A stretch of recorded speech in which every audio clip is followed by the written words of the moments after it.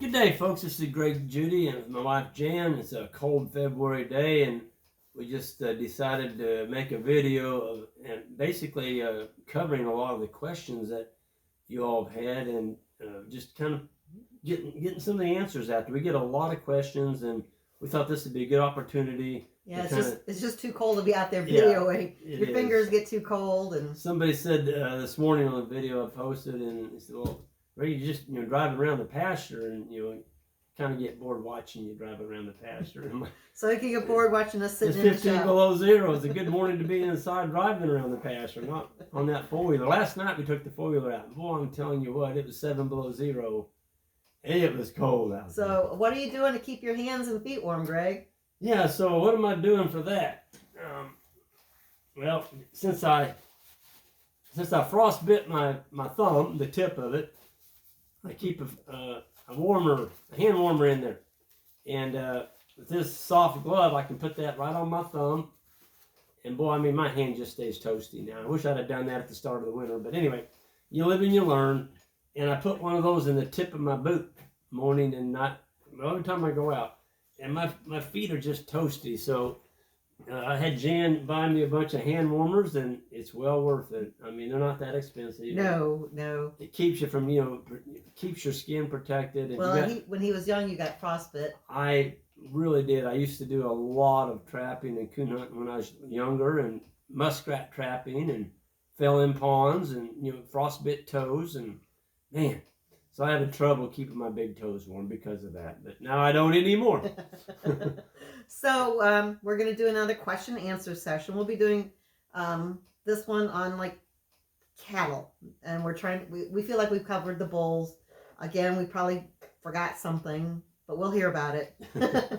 So we're going to talk a little bit about what random questions. Okay.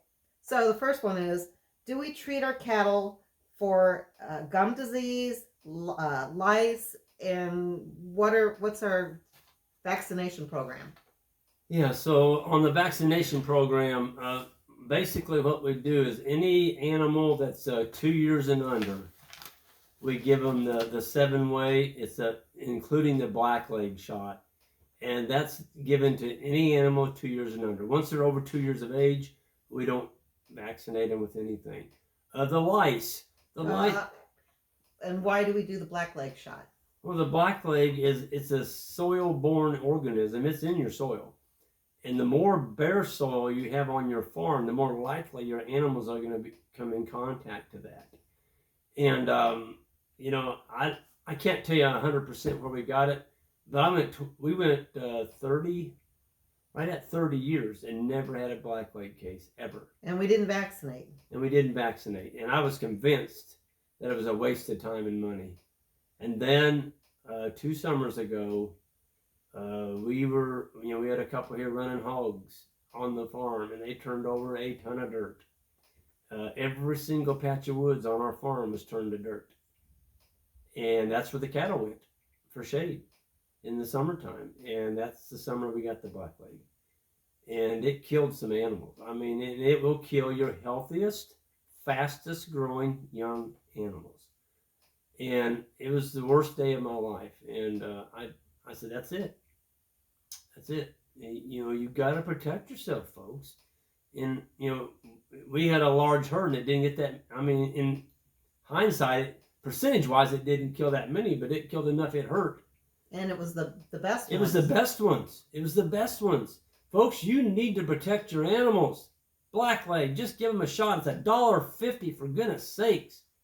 You owe it to them to do that. And there's nothing you can do once they get it. They're dead. They're dead. They die in 8 hours. Within 8 hours, they're dead. And usually it doesn't take that long. 3 to 4 hours, they're just dead. And there's nothing more. You can't give them a shot to get them over it. When they get it, they're dead. Period. And it's just so heartbreaking to see that. I just felt like I failed my herd. Yeah. I failed my herd. I failed those animals. I did not protect them. And we got them up, and we vaccinated the whole herd that year. We never lost another animal. We haven't lost one since. So if you're into livestock and you care about your animals and you're trying to make a living and do well, give them the blackleg. Please do that. just do it. So Lice. yeah, and lice. We get that every year. People say, "Oh, Greg, you got a bare spot on your cow. What's that all about?" She's been rubbing on a tree. No, she's probably got some lice on her, and they're itching. So she goes up to a tree and she rubs, and she'll rub some hair off. And it looks bad. It's got a bare spot on her. A lot of people say you should cull those animals because not all of them get it. Maybe let's say 5 to 10% of your animals might get a bare patch. We don't do anything for it. The reason we don't is I don't want to be pouring Ivomec on them. That'll knock them out. It'll get rid of the lice, but it'll also get in your manure, in your urine, and you're actually killing all the microbial activity on your farm because now you've got a bunch of toxic time bombs out there, toxic manure pads. Nothing's going to eat them. And so no earthworms, nothing. They're going to be there for years. And so within about 10 days of April sun, good hot sun in April, the lice are gone, and the hair will grow back in 5 to 7 days. So don't worry about it. Don't bankrupt yourself out here pouring all this crap all over your cows. People say, well, you can put diatomaceous earth on them. I've heard people saying you can put sulfur on them. And if you want to do that, that's fine. I don't know if it works or not, but with 300... if you're, let me finish. Okay. So diatomaceous earth, if you all are putting that and dusting your animals with it, for heaven's sakes, put a mask on. Yeah. Because that stuff, you breathe that in, boy. I mean, it's bad. It's bad stuff. It can get into your lung and it can mess you up. So we just let the animals be, and they get over it every year, and you can't even tell it. In 7 to 10 days of hot sun, it's done. Lice are gone. So yeah. Will a heifer cycle later and then get bred? Because we've got the bulls in there, and what keeps them. So how do we prevent these heifers that are running out there in that herd from getting bred with their herd mates? Yeah. Good question. And I'll give you 2 of the answers. And one is we don't treat our heifers any differently than we do the cows. So they're not. The heifers are not weaned. They're not taken out of the herd ever. And so the heifers, if you don't break the mother-daughter relationship with that heifer and her mom, she's not as likely to take a bull or to come in heat. If you take her out and wean her and then throw her back into the herd 6 weeks later, she's going to cycle and come in and get bred. That's one. The other thing is we don't treat them any differently. And so they're getting the same plane of nutrition that the cows are getting. Most people take the heifers out and they put them on a ration. Feed them some high-powered grain to make them, put on 2 pounds a day gain, or maybe more, so that they'll be big enough to breed on schedule at 15 months and calve at 2 years of age. We don't do that. We don't feed any grain. And so that heifer is getting, let's say through the winter, she might be gaining half a pound a day in really cold weather. She might hit 1 pound on good stockpile, but this morning it's 15 below zero out there. I would hope on a day like that the heifer would just hold even. She might actually lose a little condition, and that's another important fact of having your animals in good condition with the winter starting. And our animals are. Yeah. What body score do we like to go into winter with? 6 to 7 body condition score. You don't want them down in the 5s. If you start in a body condition score of 5 in, let's say, November, by March, she's going to be down to 3. Yeah. And now you can see ribs, a rack of ribs. And that's an animal that's not going to stay in the herd. She's going to be too thin to breed back on schedule. And now she's falling behind on breeding back. And you just have a wreck. So yeah. There's you can go out there and search for body score and condition. And so for some of you new people, go do that. Go to that page and look to see how the rump's supposed to look. Yeah, you can Google body condition, body scale condition on the internet, and you'll get multiple pictures. It goes from like 1 to 9 or 10. An animal gets down to 1 or 2. That's a walking skeleton. They're going to be dead. Yeah, that's probably not going to recover. And why don't we want them at 9 or 10? Well, they get obese. And when they get obese, it messes up their milk production. They're just not healthy animals. They're just too fat. And they're probably not going to breed. They're not going to breed. They're not going to breed. So what's the number one cost of the cow-calf operation? Everybody says it's hay. No, it's not. It's an open cow. It's a cow that didn't breed back. You kept her for a year and she didn't give you a calf. That'll put you out of the cattle business right quick. So yeah, make sure you get those cows bred. So another thing I think is we have smaller cows. So I think Here we go. Here we go. Go ahead. That ought to be a whole video right there. I know it. So why do we have smaller cows? Our cows are 900 to 1,100 pounds. You can run three 1,000-pound cows for the same amount of forage as two 1,500-pound cows. They eat the same amount. The problem, here's the deal. You get one more calf. We've got one more calf to sell than the neighbor does that's running the big cows. And those small cows are not going to bankrupt you in the wintertime eating. A big 1,500-pound cow can look at a big round bale and it's gone. You just look at it, it just evaporates. I know, I used to custom graze those type cows. You just couldn't keep them filled up. You don't need to feed them breeder cubes in the winter to get them through the winter. You don't need to do that on a moderate frame cow. These big cows got a lot of leg on them, don't have any gut. You better be feeding them or they're probably going to die on you and they're sure not going to breed back. So it just comes down to you're working for nothing.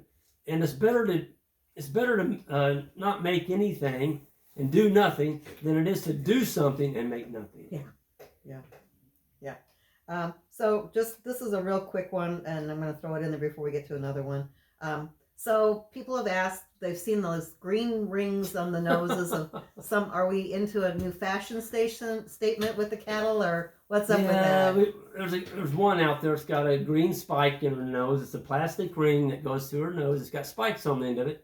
And she was a heifer calf that kept, sucking the mother. And we caught her stealing milk from other cows. And so we put that ring on her. And if she tries to suck, she gets the stuffing kicked out of her. That's what that's for, those spikes. And so we take it off. Usually leave it on them a couple months and it breaks them. If they try and suck, they just get whacked. Yeah. So it's just like, your kid sucking your thumb. The pacifier. Yeah. Yep. So here's a question that I kind of put out, kind of delayed. So how many cows to bull ratio, and how do you know what to do with that?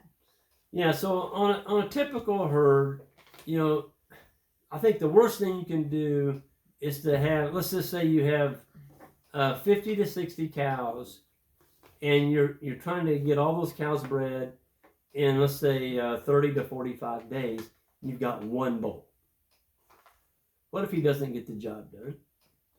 And in other words, 6, 7, 8 of them come in heat in one day, and he just can't keep up. And next thing you know, he's throwing blanks. In other words, he's not getting them bred. He doesn't have semen. Yeah, semen's went bad.